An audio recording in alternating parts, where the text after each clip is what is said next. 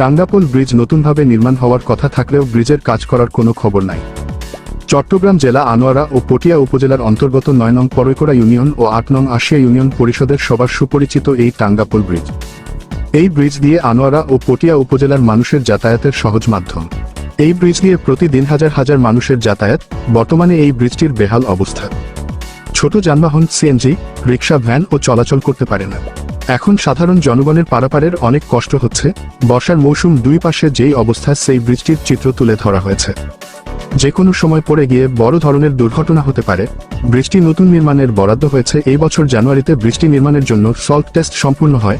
Salt টেস্টের কয়েক মাস পরে ব্রিজটির নতুনভাবে কাজ শুরু হওয়ার কথা থাকলেও এই টাঙ্গাপোল ব্রিজের কাজ এখনো পর্যন্ত শুরু হয় নাই।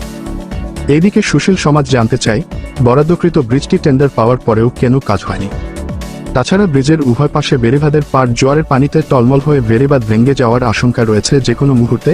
একটু খেয়াল করলে দেখা যায় ব্রিজের নিচে পাড় ঘেঁষে চলছে রমরমা অবৈধ বালুর ব্যবসা। দেখা যায় বালুর ব্যবসা পরিচালনা করার কারণে খালের পাড়গুলো দিন দিন পানিতে বিলীন হয়ে যাচ্ছে।